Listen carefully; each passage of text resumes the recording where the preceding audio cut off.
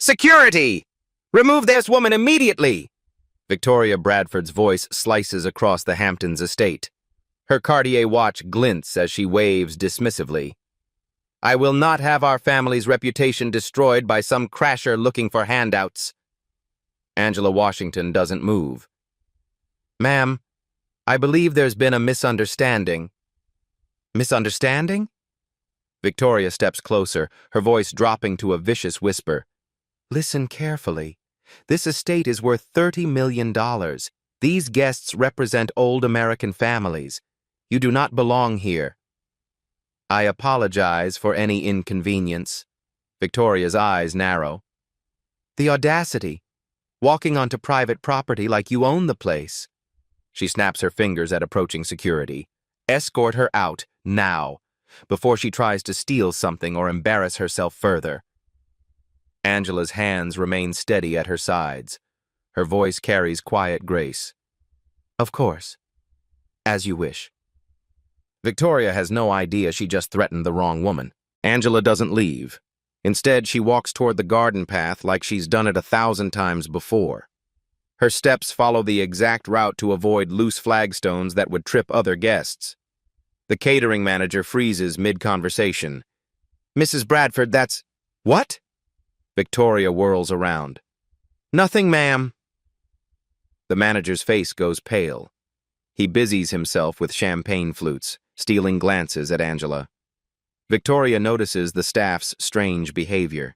Servers whisper among themselves, pointing discreetly. The head groundskeeper removes his cap when Angela passes, then quickly looks away when Victoria stares. Why is everyone acting so weird? Victoria mutters. Angela moves through the estate with unsettling familiarity. She avoids the rose garden's irrigation sprinklers without looking down. Takes the shortcut past the carriage house that only longtime residents know. Her fingers brush the oak tree where someone carved initials decades ago. Victoria follows at a distance, her irritation growing. That woman is studying our property like she's planning to rob us. The wedding planner approaches nervously. Mrs. Bradford, perhaps we should... Should what? Victoria's voice rises. Let some random woman sue our family's estate? I don't think so. Angela pauses at the reflecting pool. She stares at the fountain her grandfather installed in 1952. The brass nameplate reading Washington Estate was removed 20 years ago, but she remembers where it stood. An elderly valet approaches hesitantly. Miss Angela, is that really you? Victoria's head snaps around. Miss Angela, do you know this person, Thomas? Thomas's mouth opens and closes like a fish. Well, that is... Speak up. She used to visit here. A long time ago. His voice barely whispers. Angela turns toward Thomas with a gentle smile. Hello, Thomas. You're still taking care of the gardens beautifully. His eyes fill with tears. Miss, your father would be so proud. You look just like him. Victoria steps between them. I don't know what kind of scam you're running, but this conversation is over. She grabs Thomas's arm. Get back to work. Now. Angela watches the exchange without a word. Her composure remains perfect even as Victoria treats the elderly man like property. More staff members begin to recognize her. Hushed conversations spread through the service areas. The head butler looks ready to faint. Two housekeepers clutch each other's arms, whispering prayers. What is wrong with everyone today? Victoria demands. The wedding coordinator clears her throat. Mrs. Bradford, the ceremony begins in 1 hour. Perhaps we should focus on final preparations. Not until this situation is resolved. Victoria points an accusatory finger at Angela. She's making our entire staff nervous. They can barely do their jobs. Angela continues her quiet tour of the property. She knows which floorboards creak in the East Wing, where the hidden safe sits behind the library portrait.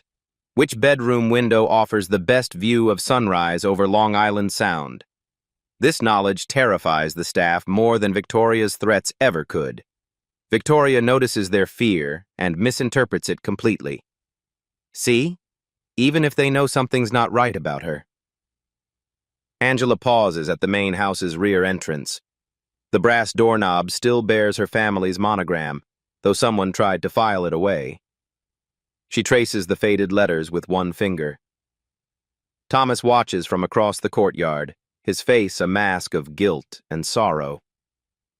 The storm is coming, and Angela Washington stands at its center. "This has gone far enough!" Victoria storms across the terrace, her heels clicking like gunshots on marble. "Security, I want her removed from the property this instant." Two uniformed guards approach Angela reluctantly. "Ma'am, we need you to come with us." "Of course." Angela rises from the garden bench gracefully. Victoria's voice carries across the lawn, deliberately loud. "I will not have wedding crashers disrupting our family celebration. The absolute nerve of some people." Nearby guests turn to stare. Their conversations halt mid-sentence. "Is that woman a problem?" asks Constance Whitmore, adjusting her emerald necklace. Victoria seizes the moment. "She wandered onto our property uninvited, claims she belongs here." Her laugh sounds like breaking glass, as if we would associate with her type. The phrase hangs in the air like poison. Angela continues walking toward the exit, flanked by security. Her spine remains straight, her dignity intact. "Good riddance," mutters Harrison Blackwell, loud enough for others to hear. "These people have no respect for boundaries." His wife nods approvingly. The entitlement is astounding, walking onto private property like she owns the place. More guests join the chorus of disapproval. Their voices grow bolder, crueler. Probably looking for handouts. Or planning to steal something. Should have called the police immediately. Angela pauses at the garden gate. She turns back toward the house, memorizing faces, taking mental notes of who speaks, who stays silent, who looks away in shame. Victoria notices the careful observation. "What are you doing?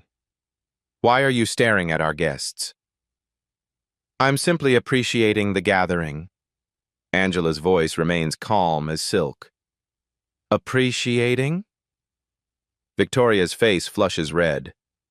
"You mean intimidating, making our guests uncomfortable with your presence." The wedding photographer lowers his camera nervously. He's captured the entire confrontation on film, but something tells him these images might matter later. "Delete those photos," Victoria snaps. "I won't have this embarrassment documented." "Yes, ma'am." He quickly scrolls through his camera but doesn't actually delete anything. Angela notices this exchange with interest. Her lawyer's instincts catalog every detail. Thomas the groundskeeper watches from behind a hedge, wringing his cap in weathered hands. Other staff members peer from windows, their faces etched with guilt. "Why does everyone keep staring?" Victoria demands. "Get back to work, all of you!" The servers scatter, but continue stealing glances at Angela. Their discomfort is obvious to anyone paying attention. Victoria's friend Margaret approaches. "Darling, who was that woman? The staff seems terrified of her." "Some delusional person who thinks she belongs with decent society." Victoria's voice drips with contempt. "The audacity of walking onto our property without invitation. How did she even get past the gate? Probably climbed the fence. These people have no respect for private property." Angela reaches the estate's main entrance. The iron gates bear the same Washington family crest that once adorned every building on the property. She runs her fingers across the metal scrollwork her great-grandfather commissioned in 1924. The security guard notices her gesture. His face goes white. "Ma'am, we should go." "In a moment." Angela studies the brass nameplate welded over the original family name. The cover job was sloppy, done in haste 20 years ago. Behind her, the wedding guests continue their satisfied chatter about removing the intruder. They congratulate themselves on protecting their social circle. Victoria addresses the crowd like a victorious general. Ladies and gentlemen, please forgive the disruption. Some people simply don't understand their place in society. Applause ripples through the assembled elite.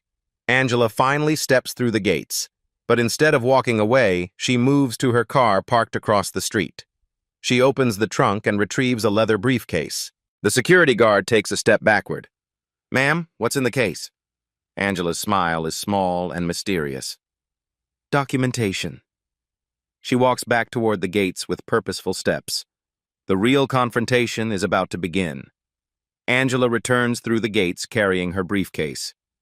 "What now?" Victoria's voice rises an octave. "Security, she's back." "Ma'am, we escorted her out as requested." "Then escort her out again." Victoria's face reddens with fury. "And this time, make sure she stays gone." But Angela doesn't approach the main gathering. Instead, she walks calmly to an empty table at the reception's edge and sits down. The absolute audacity. Victoria turns to her guests. "She's actually trying to crash our wedding reception." Margaret gasps dramatically. "Should we call the police?" "I'm considering it." Victoria pulls out her phone. "This is harassment at this point." Angela opens her briefcase and begins reviewing documents. Her concentration is absolute, professional. What is she reading? Harrison squints across the lawn. "Looks like legal papers." Victoria's blood chills. "Legal papers? What could she possibly—" She stops herself. "It's probably fake, trying to intimidate us with props." A server approaches Angela's table hesitantly. She orders a glass of water, speaking quietly. Victoria marches over to intercept. "Absolutely not. Do not serve this woman anything." "But ma'am, she's sitting at a reception table."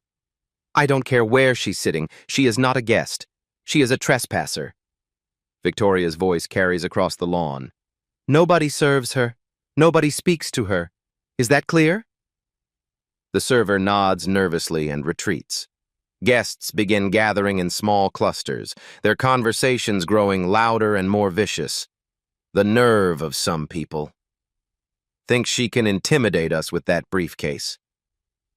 Probably planning to sue someone. That's what they do. Angela continues reading, apparently oblivious to the mounting hostility. Victoria coordinates her campaign like a military operation. She whispers instructions to staff members, points out Angela's location to arriving guests, ensures everyone knows to avoid the problem. The photographer circles the reception, but carefully avoids Angela's section. When his lens accidentally captures her in the background, Victoria appears instantly. "I told you to delete any photos of that woman." "Yes, ma'am, just getting crowd shots. Get them from the other direction." A group of young socialites approach Angela's table, giggling. "Excuse me, but this is a private event." Angela looks up from her papers. "Yes, I understand." "Then why are you still here?" The leader, a blonde in a pink dress worth more than most cars, crosses her arms. "This isn't a public park." "You're absolutely right." Angela's voice remains steady. "So leave." "I will, when appropriate." The blonde's friends laugh mockingly. "When appropriate? Who do you think you are?" Angela returns to her documents without answering. "How rude." Pink Dress turns to her companions. "She thinks she's too good to talk to us." Their voices grow deliberately loud. "Some people have no class." Probably here looking for rich men. Or planning to rob the gift table. Victoria watches approvingly from across the lawn. Perfect. Let them handle it. More guests join the harassment campaign. They form a loose circle around Angela's table, their conversations designed to humiliate. "I heard she climbed over the fence. Security should have arrested her immediately." "This is what happens when you're too lenient with trespassers." Angela checks her watch, making notes on a legal pad. Her handwriting is precise, methodical. "She's taking notes," someone whispers urgently. The circle tightens. Voices grow sharper. "What are you writing about us?" "You can't record private conversations. This is harassment." Angela closes her notepad calmly. "I'm simply documenting my observations." "Documenting?" Victoria pushes through the crowd. "Are you threatening us?" "Not at all. Just maintaining records." "Records of what, exactly?" Angela's smile is enigmatic. "Behavior patterns, social dynamics, power structures." The crowd exchanges nervous glances. Victoria's anger reaches a breaking point. "You're trying to intimidate my guests with your amateur psychology nonsense. Well, it won't work."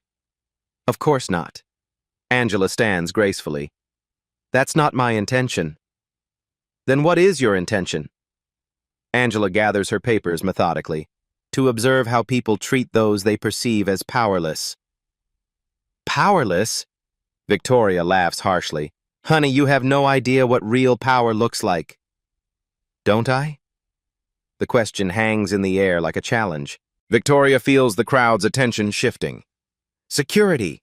Remove her now, or I'm calling the police myself." "Wait!" A new voice cuts through the tension. Detective Ray Coleman approaches from the parking area, his wedding invitation visible in his breast pocket. His eyes lock on Angela with instant recognition. His face goes completely white. "Jesus Christ," he breathes. "Angela, what are you doing here?" Victoria spins around. "You know this woman?" Ray looks between Angela and the hostile crowd surrounding her. His police training kicks in, reading the situation instantly. "Yeah," he says slowly. "I know her." The crowd leans forward eagerly. "Well, who is she?" Ray's mouth opens, then closes. He looks at Angela, who gives the slightest shake of her head. "She's..." He swallows hard. "She's someone you don't want to mess with." But Victoria isn't finished with her victory lap yet. "Someone I don't want to mess with?" Victoria's laugh is shrill. "Ray, darling, you're being dramatic. She's just some woman who wandered onto our property." Ray Coleman stares at Angela with something approaching awe. "Ma'am, I had no idea you'd be here today." "Hello, Detective Coleman." Angela's voice carries quiet warmth. "Congratulations on your promotion." "Thank you. You're..." He catches himself. "Thank you, ma'am." The crowd notices his deference immediately. Ray Coleman is 6 feet of solid muscle, a decorated police detective. He doesn't defer to anyone. "Ray, what's wrong with you?" Victoria demands. "Why are you acting so strange?" Ray removes his hat respectfully. "Mrs. Bradford, perhaps we could discuss this privately." "Discuss what?" "There's nothing to discuss. This woman is trespassing on our family property." "Your property?" Ray's eyebrows raise slightly. "Of course it's our property. The Bradford family has lived here for 20 years. Ray looks at Angela again. Her expression remains perfectly neutral. "Ray!" Victoria snaps her fingers like summoning a dog. "Stop staring at her and do your job. Arrest her for trespassing." "I can't do that." "What do you mean you can't? You're a police officer." "Mrs. Bradford, trust me on this. You don't want me to arrest her." The crowd murmurs in confusion. Margaret whispers urgently to Harrison, "Why won't he arrest her?" Victoria's voice rises to near hysteria.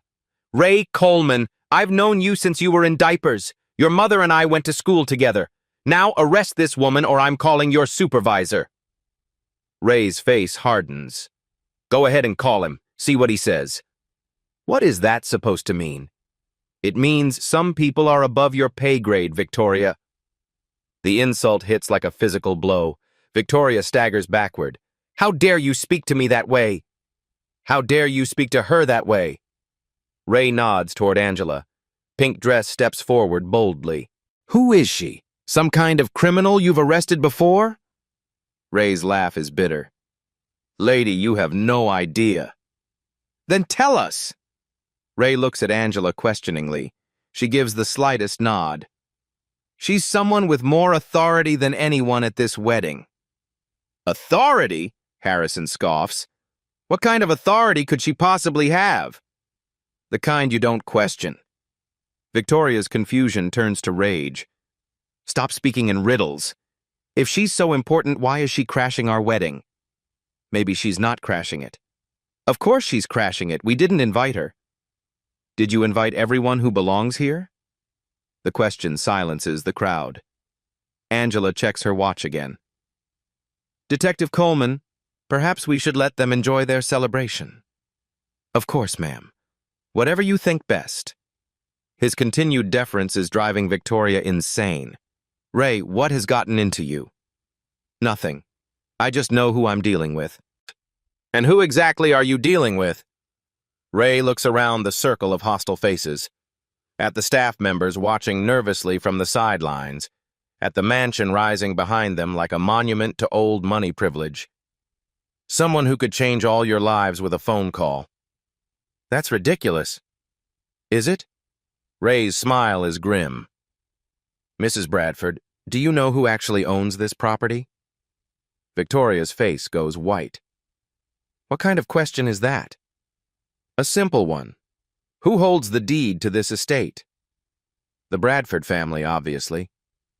Obviously. Ray nods slowly. And you're sure about that? Of course I'm sure. It's our home. Angela closes her briefcase with a soft click. The sound seems louder than thunder in the sudden silence. Ray Coleman pulls out his phone. Mrs. Bradford, let me help clear this up. There's nothing to clear up, Victoria snaps. This is our property. Then you won't mind if I run a quick property search? His fingers fly across the screen. Nassau County property records are public information. Victoria's eyes dart nervously. That's completely unnecessary. Just being thorough. Ray's police training shows in his methodical approach. Let's see. 47 Meadowbrook Lane, Southampton. The crowd presses closer, sensing drama. Here we go. Ray's face goes grim. Interesting. What's interesting? Margaret demands. Ray looks at Angela, who nods permission. According to county records, this property was originally owned by James Washington, purchased in 1924. That's ancient history, Victoria waves dismissively. The Bradford family has owned this estate for decades. Actually, no. Ray continues scrolling. James Washington's estate was passed to his son, Robert Washington, in 1952. Then to Robert's daughter. He pauses dramatically. Angela Washington. The silence is deafening. That's impossible, Harrison sputters. The Bradfords bought this property legally. Ray shakes his head. No sale recorded. The property transferred through inheritance to Miss Washington in 2003. Victoria's face drains of color. There must be some mistake in the records. County records don't lie. Ray's voice carries cop authority. But let's double check. He makes a phone call. Hey, Maria? Ray Coleman. Can you pull the complete file on 47 Meadowbrook Lane? Yeah, I'll hold. While they wait, Angela opens her briefcase again. She removes a manila folder thick with documents. What are those papers? Pink Dress asks nervously. Property deeds, tax records, inheritance documentation. Angela's voice is library quiet. Would you like to see them? Victoria lunges forward. Don't show them anything. This is some kind of elaborate scam. Ray holds up his hand. Maria, yeah, I'm here. He listens intently. Uh-huh. No sales recorded. Property taxes paid by Angela Washington Trust. His eyes widened. For how long? 22 years? He hangs up slowly. Well, Victoria's voice cracks. Miss Washington has been paying property taxes on this estate since 2003. The crowd erupts in confused chatter. That's impossible, Victoria shrieks. We've been living here. We've been maintaining the property. Angela speaks for the first time. Without permission. Without what? You've been living on my property without permission for 20 years. Victoria's world tilts sideways. Your property? Your property? Angela removes a document from her folder. Original deed, signed by my grandfather in 1924. Inheritance papers from my father's estate. Current property tax records. She spreads them on the table like playing cards. Ray examines them professionally. These look legitimate. Official seals, proper signatures, county stamps. They're forgeries! Victoria's voice rises to hysteria. Elaborate forgeries designed to steal our home. Ma'am, Ray's patience wears thin. Do you have any documentation proving your family owns this property? Victoria's mouth opens and closes like a fish. Of course we do. It's in the safe. Somewhere. Then perhaps you should retrieve it. Angela checks her watch again. Detective Coleman, don't you think the wedding guests deserve to know the truth about where they're celebrating? The crowd shifts uncomfortably. They came for a society wedding, not a property dispute.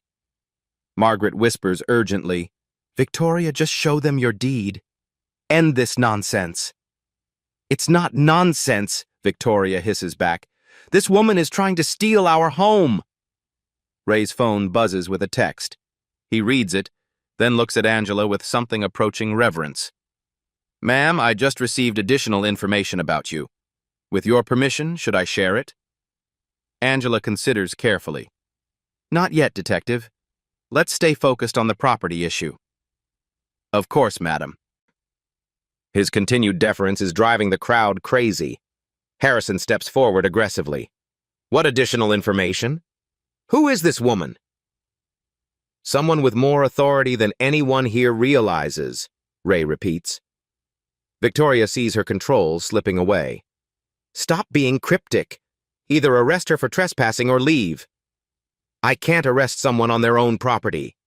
It's not her property. Victoria's scream echoes across the lawn. Wedding guests at distant tables turn to stare. Angela retrieves another document. Property survey from 1924. Note the boundaries. The oak tree with carved initials marks the northeast corner. She points to the massive oak where she'd paused earlier. The reflecting pool was installed in 1952 to commemorate my grandfather's military service. The brass nameplate was removed approximately 20 years ago, but you can still see the mounting holes. Every detail checks out. The crowd follows her descriptions like a guided tour. The carriage house foundation was poured by my great-grandfather in 1920. If you check the basement, you'll find his initials carved in the concrete. JW 1920. Victoria looks ready to vomit.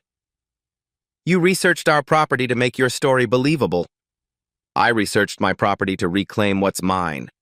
The word reclaim hits like a hammer blow. Thomas the groundskeeper approaches slowly, his cap in his weathered hands. Miss Angela, your father would be so proud of the woman you've become. Thomas, no! Victoria whirls around. Don't you dare speak to her! Mrs. Bradford, with respect, this young lady's family built this estate. Her grandfather hired my father in 1945. I've worked on these grounds for 40 years. The revelation stuns the crowd into silence. Her family owned this estate when mine was still in Ireland, Thomas continues quietly. The Washingtons were good people, fair people. They treated us like family. Victoria's face contorts with rage. Thomas, you're fired! Pack your things and get off our property! Actually, Angela's voice cuts through the tension, Thomas works for me. He has for 20 years. I've been paying his salary through the estate management company. Another bombshell detonates. Ray nods confirmation. Property taxes, groundskeeper salaries, maintenance costs, all paid by the Angela Washington Trust. This is insane, Victoria screams. We live here. This is our home. You've been my tenants, Angela says calmly. Without a lease, without permission. without paying rent. Have you ever wondered how someone could live on property they don't own for decades? Stay with me. This gets deeper. Angela removes the final document from her folder. 20 years ago, my father received a letter claiming the property had been sold to cover estate debts. The letter was signed by Bradford Estate Management. She holds up a copy. The letter was fraudulent. No debts existed. No sale occurred. The property remained in Washington family ownership. Victoria's knees buckle. She grabs Margaret's arm for support. The fraud was sophisticated, Angela continues. Forged documents, fake legal correspondence, even bribes to remove public records. Ray's cop instincts sharpen. Ma'am, are you saying the Bradford family committed fraud? I'm saying someone did. The crowd stares at Victoria with dawning horror. But Angela isn't finished revealing her true power yet. Victoria Bradford straightens her spine like a cobra preparing to strike. This is extortion. Her voice carries across the lawn with renewed authority. Years of commanding servants and intimidating staff flow back into her posture. Ladies and gentlemen, she addresses the crowd, we're witnessing a sophisticated con game. This woman has spent months, maybe years, researching our family to construct this elaborate fraud. Margaret nods vigorously. Victoria's right. She probably found old property records and built her story around them. Harrison joins the counterattack. The timing is suspicious, showing up at a wedding with fake documents, hoping to catch us off guard. Angela remains seated, observing the coordinated response. Think about it logically, Victoria continues, warming to her theme. If she really owned this property, why wait until today? Why not contact us privately? Because she wanted maximum embarrassment, Pink Dress adds.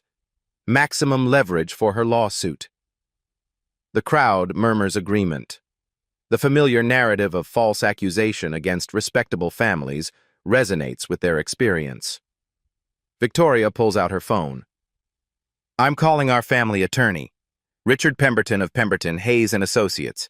He'll expose this fraud in minutes. She dials with theatrical precision. Richard? Victoria Bradford. We have a situation. Yes, at the wedding. Some woman claiming she owns our estate, fake documents, fake. Yes, please come immediately. Victoria hangs up triumphantly. Our lawyer is on his way. He's handled property disputes for 30 years. He'll know forgeries when he sees them. Ray Coleman shifts uncomfortably. Mrs. Bradford, maybe you should wait. Wait for what? To be swindled? Victoria's confidence soars.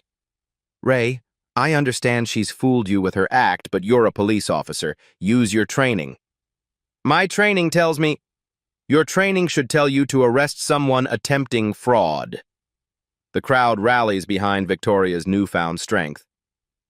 She's right, Harrison declares. This whole performance reeks of a setup.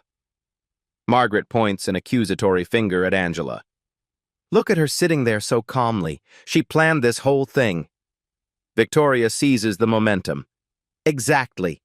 She researched our family, learned our wedding date, crafted fake documents, even bribed that old fool Thomas to support her story. Hey now, Thomas protests weakly. Shut up, Thomas. Victoria snaps. You're probably part of this scam. How much did she pay you? Angela speaks quietly. Mr. Thomas has been receiving his normal salary, nothing more. Normal salary from who? You don't have any money to pay salaries? Victoria's voice grows stronger with each word. Look at her, everyone. Does she look like someone who owns a $30 million estate? Where's her jewelry? Her designer clothes? Her expensive car? The crowd examines Angela's modest navy dress with renewed suspicion. Exactly, Margaret chimes in. Real wealth doesn't need to announce itself this desperately. Victoria approaches Angela's table like a predator. Where's your Rolls Royce? Your servants? Your security detail?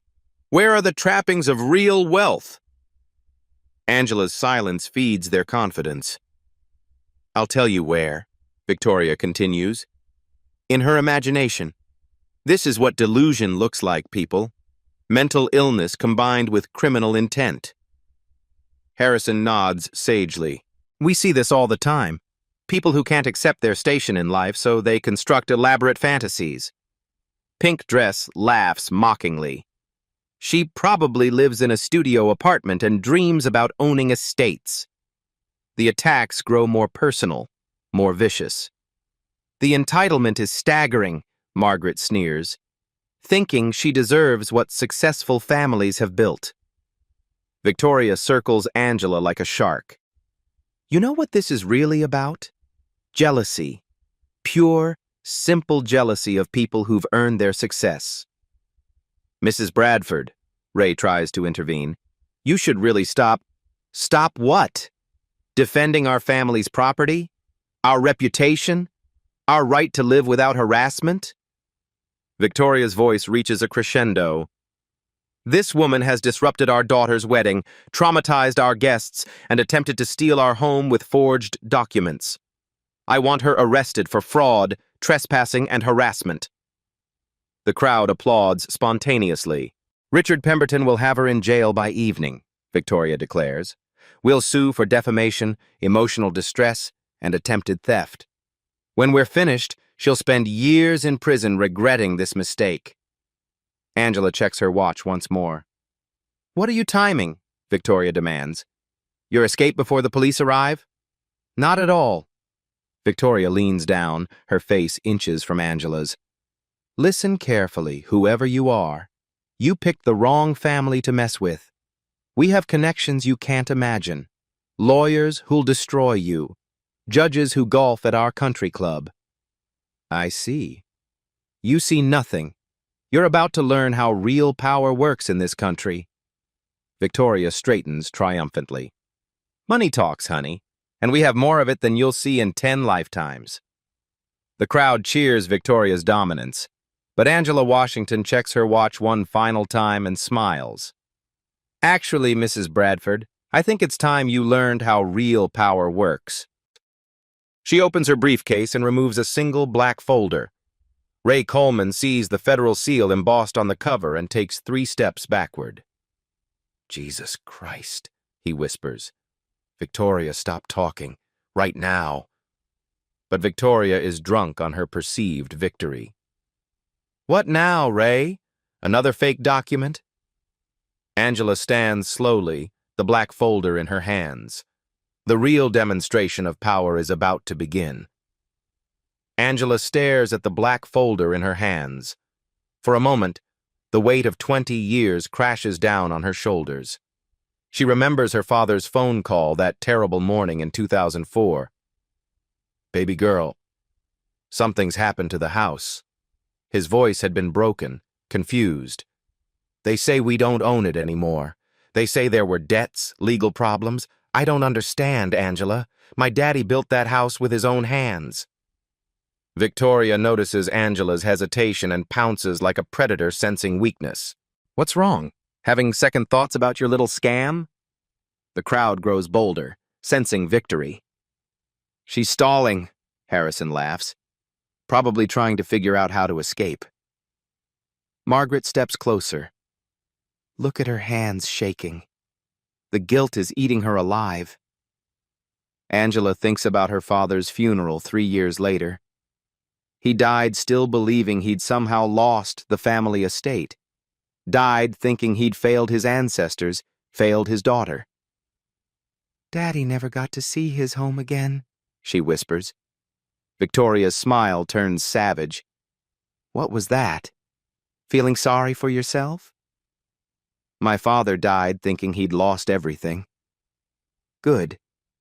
Maybe this will teach you not to covet other people's property. The cruelty hits like a physical blow. Angela's composure finally cracks. Victoria sees the tears forming and moves in for the kill. Oh, now we get the sob story. Let me guess. Poor little girl whose daddy filled her head with fairy tales about owning mansions. The crowd laughs approvingly. Pathetic, Pink Dress sneers. Absolutely pathetic. Angela closes her eyes, fighting back 20 years of pain and rage. Victoria leans down again, her voice a vicious whisper. Your father was probably a drunk who gambled away whatever little money he had. Then he filled your head with lies about some imaginary inheritance. Stop. Angela's voice barely carries. Stop what? Telling the truth? Your whole family is probably a long line of losers and criminals. Margaret joins the attack. Look at her, Victoria. This is what failure looks like. This is what happens when people don't know their place. Angela remembers her grandfather's stories about building this estate. Her great-grandfather's immigration from Virginia. 4 generations of Washington family history rooted in this soil. All stolen, all denied, all mocked by these people who've lived on her land like parasites. Victoria circles her again. You know what the saddest part is? You actually believed your own fantasy. You convinced yourself you deserved something you never earned. This has to be mental illness, Harrison adds. Normal people don't construct these elaborate delusions. The federal folder feels heavy in Angela's hands. With one phone call, she could destroy every person at this wedding. Fraud charges, tax evasion, conspiracy. She has the power to send Victoria to federal prison for decades. But her father's voice echoes in her memory. Baby girl, always remember, power without mercy isn't power at all. It's just revenge. Have you ever been pushed so far that you wanted to use every weapon at your disposal? Tell me in the comments what you would do. Victoria mistakes Angela's silence for surrender.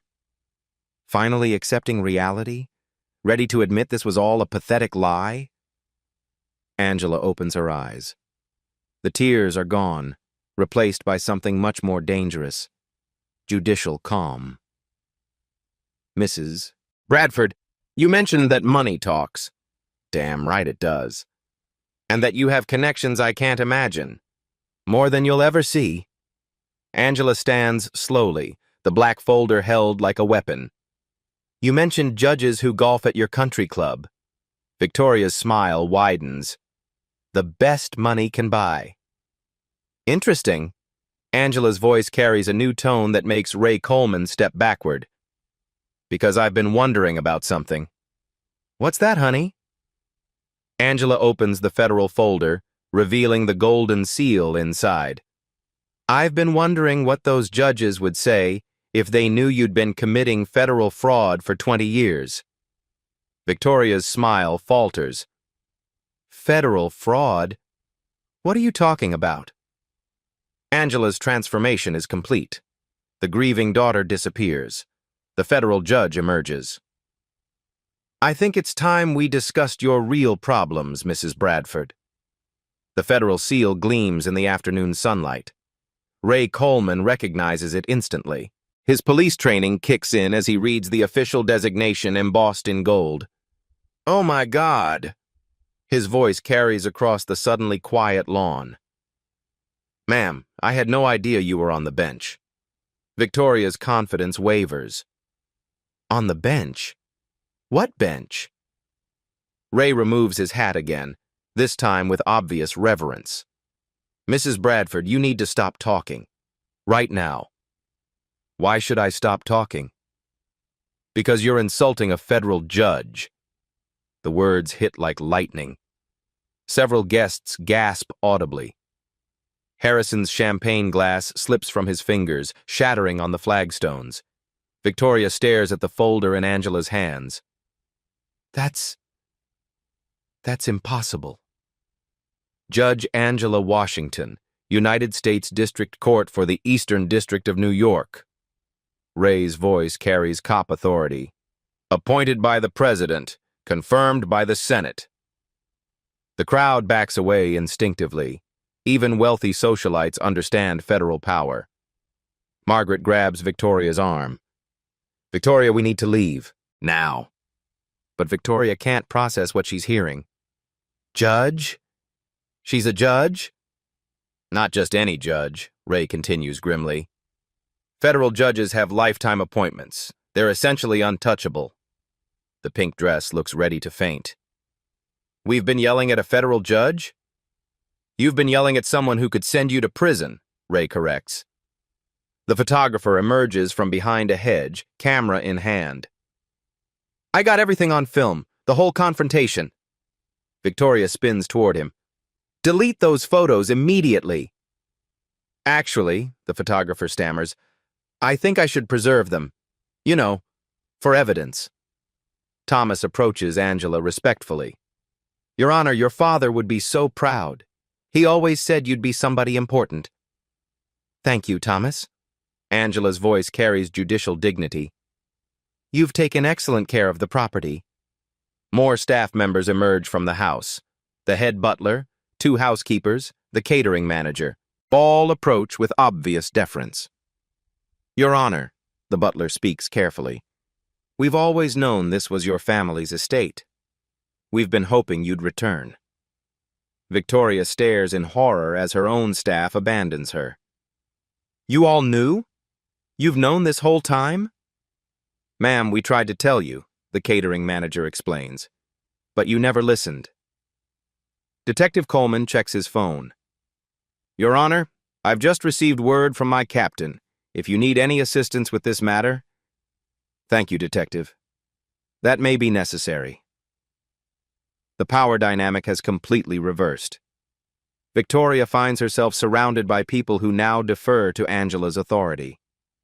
A well-dressed older man approaches from the parking area. Excuse me, I'm looking for Richard Pemberton's client. Something about a property dispute? Victoria waves frantically. Richard! Over here! Thank God you're... The man stops dead when he sees Angela. His briefcase falls from his hand. Judge Washington? His voice cracks with terror. What are you doing here? Angela smiles coolly. Hello, Mr. Pemberton. I believe you represent Mrs. Bradford? The lawyer looks between Victoria and Angela like a trapped animal. That is, there seems to be some confusion. Indeed, there is. Angela's judicial authority fills the space. 20 years' worth of confusion. Victoria realizes her lawyer is terrified of her opponent. Richard, what's wrong with you? Pemberton wipes sweat from his forehead. Victoria, we need to discuss this privately. Discuss what privately? Your legal situation, which just became very complicated. The wedding guests watch in fascination as Victoria's world crumbles around her. But Angela isn't finished revealing the full scope of her power. Richard Pemberton pulls Victoria aside desperately. We need to leave. Immediately. Leave? Why would we leave our own property? Pemberton's face goes ashen. Victoria, that woman isn't just any federal judge. She's Judge Angela Washington, Eastern District of New York. So what? So she handles major federal crimes, organized crime, public corruption, financial fraud. His voice drops to a terrified whisper. She sentenced 3 congressmen to prison last year. Victoria's world tilts sideways. That can't be right. It gets worse. Pemberton checks his phone frantically. According to her court records, she's presided over dozens of property fraud cases. Her conviction rate is 97%. The color drains from Victoria's face. Angela approaches slowly, her judicial presence now undeniable. Mr. Pemberton, I believe your client has questions about property ownership. Your Honor, I'm sure this is all a misunderstanding. Is it? Angela opens her federal folder completely. Because I have extensive documentation of mail fraud, wire fraud, tax evasion, and conspiracy to commit theft of federal property. Pemberton's briefcase trembles in his hands. Federal property? This estate includes wetlands protected under federal environmental law. Unauthorized occupation constitutes a federal crime. Victoria finally understands the scope of her disaster. Federal crime? 20 years of federal crime. Angela's voice carries courtroom authority. with evidence of intent to defraud, systematic cover-up, and bribery of public officials. The wedding guests watch in horrified fascination as their host becomes a federal criminal defendant. "Your Honor," Pemberton stammers, "perhaps we could discuss a settlement." "Settlement?" Angela's laugh is ice-cold judicial steel. "Mr. Pemberton, your client just spent the last hour publicly humiliating me, threatening me, and attempting to have me arrested on my own property." Victoria grabs Pemberton's arm. "Do something!" "There's nothing I can do. She's a federal judge, on her own property, which you've been illegally occupying." A commotion near the ceremony area draws everyone's attention. The groom approaches with his new bride, still in their wedding attire. "What's all the shouting about?" Michael Bradford asks his mother. Victoria points a shaking finger at Angela. "That woman is trying to steal our home!" Michael looks at Angela and freezes. His face goes white as his mother's. "Judge Washington?" His voice barely whispers. Angela nods formally. "Hello, Mr. Bradford. Congratulations on your marriage." The crowd senses another revelation building. Victoria stares between them. "You know her too?" Michael's hands shake visibly. "Mom, we need to talk. Privately." "Talk about what?" 3 years ago, I appeared before Judge Washington's court." Victoria's knees buckle. "What?" "Federal money laundering charges. I was facing 25 years in prison." Michael's voice cracks with emotion. "Judge Washington showed mercy. She gave me community service instead of prison time." The revelation detonates like a nuclear bomb. "She saved my life, Mom. I would have spent my best years in federal prison if not for her compassion." Victoria stares at Angela in complete shock. You're the judge who chose rehabilitation over punishment for your son," Angela confirms. "Who believed he deserved a second chance." Michael turns to the assembled guests. "Ladies and gentlemen, Judge Angela Washington is the reason I'm free to marry the woman I love today." The irony is devastating. Victoria has spent the afternoon attacking the woman who saved her son's future. "Your Honor," Michael approaches with obvious reverence, "I had no idea you would be here today. I should have invited you personally to thank you for everything."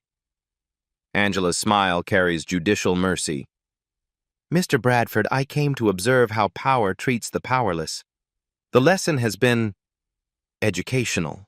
And Victoria realizes she's been publicly humiliating a federal judge who holds her son's life in her hands. The complete reversal of power is now absolute. Michael Bradford steps toward the wedding microphone. "Ladies and gentlemen, I need to make an important announcement." The crowd turns from the drama to listen, champagne glasses frozen halfway to lips. Victoria lunges forward. "Michael, don't you dare!" "Judge Washington," Michael speaks into the microphone, his voice carrying across the entire estate. "Would you please join me?" Angela walks calmly to the small platform. Her federal authority is now unmistakable to everyone present. 3 years ago, Michael continues, I stood before this woman's bench, facing federal money laundering charges that could have destroyed my life. Gasps ripple through the wedding guests. Some pull out phones to record. I was guilty. The evidence was overwhelming. I deserved prison. Michael's voice cracks with emotion. Judge Washington could have sentenced me to 25 years. Instead, she saw something worth saving. Victoria tries to reach the microphone. Michael, stop this right now. She gave me community service, mandated financial counseling, required victim restitution. Michael looks directly at Angela. But most importantly, she gave me hope that people can change. The crowd listens in stunned silence. Your Honor, I spent 200 hours serving meals at homeless shelters because of your sentence. I learned what real poverty looks like, what real struggle means. His voice grows stronger. You didn't just save my future. You saved my soul. Angela nods graciously, but says nothing. Michael turns to face the crowd. For the past hour, you've all watched my family treat Judge Washington with contempt, cruelty, and disrespect. Victoria's face burns with humiliation. Michael, please. You've watched us attack a federal judge on her own property, the property we've been illegally occupying for 20 years. The crowd shifts uncomfortably, realizing their own complicity. Judge Washington has the power to send our entire family to federal prison. Tax evasion, mail fraud, wire fraud, conspiracy. She could destroy us completely. Pemberton whispers urgently to Victoria, "We need to plea bargain, immediately." Michael looks at Angela with obvious reverence. "Your Honor, my family owes you everything. Our freedom, our future, our very lives." He turns back to the crowd. "Ladies and gentlemen, we are celebrating my wedding on property that rightfully belongs to the woman my mother just spent an hour trying to humiliate." The silence is absolute. "Judge Washington," Michael's voice fills with emotion, "I don't know why you're here today, but I'm grateful for the opportunity to publicly thank you." He removes the microphone from its stand and walks to Angela. "Your Honor, would you like to address our guests?" Angela takes the microphone with judicial calm. "Mr. Bradford, thank you for your honesty." Her voice carries across the estate with quiet authority. "Ladies and gentlemen, I came here today to reclaim my family's property." Victoria collapses into a chair. "But watching your son speak with such courage and growth, I'm reminded why I chose mercy 3 years ago." Angela pauses, letting the words sink in. "Justice isn't about punishment. It's about accountability, restitution, and change." She looks directly at Victoria. "Mrs. Bradford, you've lived on my property for 20 years without permission. You've committed multiple federal crimes. You've stolen from my family's legacy." Victoria trembles visibly. "However," Angela continues, "your son's transformation gives me hope that people can learn from their mistakes." The crowd leans forward, sensing a decision. Angela's judicial mercy is about to reshape all their lives. Angela hands the microphone back to Michael. "I am gifting this estate back to your family," she announces, "with conditions." Victoria's relief is palpable until Angela continues. "Mrs. Bradford, you will publicly apologize to every staff member you threatened today. You will establish a fund for grounds maintenance that honors the Washington family legacy, and you will never again treat any person as beneath your consideration." Victoria nods frantically. "Yes, Your Honor. Anything." Additionally, Thomas will receive a formal recognition for his 40 years of faithful service. The Washington family crest will be restored to its rightful place, and this estate will host an annual scholarship fund for underprivileged students. The crowd watches Victoria's complete transformation from predator to penitent. "Mr. Pemberton, your client will voluntarily report the tax irregularities to federal authorities. Cooperation now may reduce consequences later." Pemberton nods grimly. Pemberton nods. "Understood, Your Honor." Angela surveys the assembled guests one final time. "Ladies and gentlemen, remember this day. True authority doesn't demand respect through intimidation. It earns respect through service." She closes her briefcase with quiet dignity. Some people command a room without saying a word. Others scream and still command nothing. Angela Washington walks toward her car, leaving behind a wedding that will be remembered for all the wrong reasons and all the right lessons. Final question for you. When you have real power, do you use it to elevate others or diminish them? Share your thoughts below and subscribe for more stories about justice in unexpected places.